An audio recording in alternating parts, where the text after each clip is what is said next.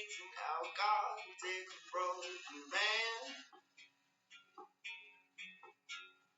and let him find a fortune and a moon with his own two hands. He climbs on up the hill, the rock on which he stands. He looks back at the crowd, he looks down at his hands, and he says, I am a difference maker. Hey, what's up there, kids? I think I'm getting better at playing pirated audio or whatever this counts as. Name that tune, as always. I'm doing wisdom and folly. This is Proverbs chapter 9. Check out yesterday's video if you want a little better intro about Proverbs, but in general, ancient wisdom, written thousands of years ago, still applies today. Pretty impressive. In the book we call the Bible. About right in the middle, open your Bible up. Just past Proverbs, just past Psalms, you got Proverbs. 31 chapters. I think it applies. Here we go. Chapter 9. Book of Proverbs. Wisdom has built her house. She has set up its 7 pillars. She has prepared her meat and mixed her wine. She has also set her table. She has sent out her servants, and she calls from the highest point of the city. Let all who are simple come to my house. To those who have no sense, she says, come, eat my food and drink the wine I have mixed. Leave your simple ways, and you will live. Walk in the way of insight. Whoever corrects a mocker invites insults. Whoever rebukes the wicked incurs abuse. Do not rebuke mockers, or they will hate you. Rebuke the wise, and they will love you. Instruct the wise, and they will be wiser still. Teach the righteous, and they will add to their learning. The fear of the Lord is the beginning of wisdom, and knowledge of the Holy One is understanding. For through wisdom your days will be many, and years will be added to your life. If you are wise, your wisdom will reward you. If you are a mocker, you alone will suffer. Folly is an unruly woman. She is simple and knows nothing. She sits at the door of her house on a seat at the highest point of the city, calling out to those who pass by, who go straight on their way. Let all who are simple come to my house. To those who have no sense, she says, stolen water is sweet. Food eaten in secret is delicious. But little do they know that the dead are there, that her guests are deep in the realm of the dead. All right, cool. Just like yesterday, wisdom again is personified by female. She has set up pillars, her house. And she cries out to the simple. So I know sometimes we think of simple as being good. And yes, in the context that keeping your life simple and not complicated, yes, that's good. In this context, the word simple means a simpleton. If you ever heard that word, a simpleton, kind of like duh, like someone who's not paying attention, not thinking things through, who just kind of bounces through life. And wisdom is inviting her into the house, saying, come on in. And then instantly it goes from the feminine wisdom talking to the personification of wisdom, the female, to then back to a narration talking about how mockers hate being rebuked and they hate being corrected. But the wise love being rebuked and love being corrected because they know that's simply adding to their learning and making them even wiser. And then there's that classic verse which appears in Proverbs, I think 1 or 2 other times. The fear of the Lord is the beginning of wisdom. The 3 wisdom books in the Bible are essentially Proverbs, Ecclesiastes. I'm going to screw this up. Those are the 2 main ones. Oh boy, way to go, biblical scholar. That's kind of it, isn't it? Is it just the 2? No, there's more. Oh wow, it's super late, whatever. Point is, at the end of Ecclesiastes, that's a great book that I might actually do a thing on next.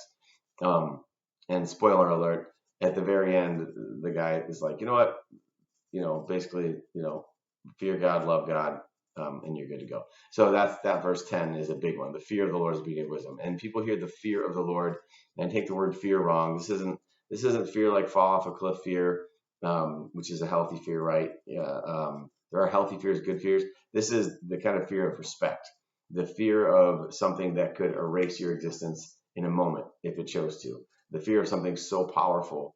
The same way that a young child would fear their father, you were bad today. When your dad gets home, this idea that your dad loves you and cares for you and would do anything for you and die for you. but at the same time you fear your father because he represents righteousness and good and the law and being corrected and being rebuked. And so that's the type of fear that they're talking about here. Not an unhealthy fear based in your own insecurities or your own self-confidence issues or whatever, or some trauma you had as a child. That's not what we're talking about here. Yeah, if you're wise, your wisdom will reward you. If you're a mocker, you'll will suffer. And then here's what's cool is that the passage then switches gears, and now it talks about folly is an unruly woman, right? So these are both women. There's the woman wisdom. Wisdom has built her house. She has set up pillars. And then at the end of the passage, we have folly is an unruly woman. And then it says that she is simple, knows nothing, sits at the door of her house and says, hey, come to my house. And she talks about, drinking stolen water and eating things in secret. And I want to just touch on that really quick. I think that's something we can all relate to. I think we can all relate to the thing that you do in secret. The thing that if you find yourself doing something in secret, and what I mean by that is you can't talk about it. You can't say it out loud. It controls you. You don't control it. I've been around lots of different types of people, but one thing I experienced early in my life because of family situations we had, as extended family and people we knew that were having addiction problems. And also later in life, I've been around groups of people that are addicts currently or ex, and people that have struggled with addiction, which is a whole nightmare to deal with. And one thing is they are the most brutally honest group of people I've ever been around. And it's so healthy because so many people, so many of us, we hide so much of ourselves, we hide so much of our behaviors because we're scared that what people are going to think of us, or they're going to judge us, or it's going to make us look weak. When in reality, brutal honesty is actually a mountain of strength. Because if people can't say anything to offend you, if you have no secrets, essentially, food eaten in secret is delicious. That line, if you have no secrets, then no one has anything to hold against you, right?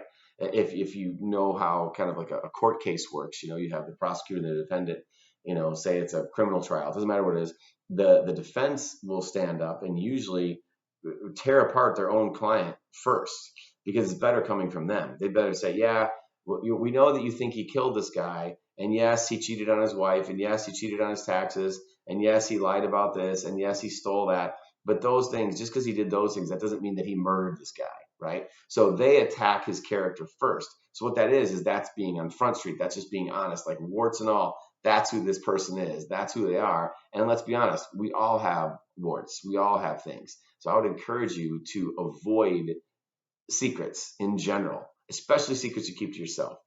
When my grandfather was on his deathbed, I asked him if he could teach me one last lesson, the biggest lesson he could teach me. And his words were, be honest. Most importantly, be honest with yourself. At 19, I thought that was a silly phrase. I was like, really? That's easy. And the longer I've lived, the more I realized how difficult that really is to be 100% honest. With others is one thing, as far as not hiding in secrets, but with yourself is another thing. So that's a good challenge for you. So that's my feedback. That's my commentary on Proverbs chapter 9. Hope you all are enjoying this. I know I am so far, other than I'm making sure I do it every day, and sometimes it's a little late. And yes, if you did notice the hat, that is correct. So I apologize if you have a father, or if you are a father yourself. I know there's a couple of young fathers here, but I am apparently the world's greatest, according to my children. So you might have to just take the silver medal on that one. All right. By the way, name that tune, y'all. Stay wise, all right? Or get wise. Be wise. Don't be foolish. I'm wasting time while I'm trying to pull up the song. Okay, here we go.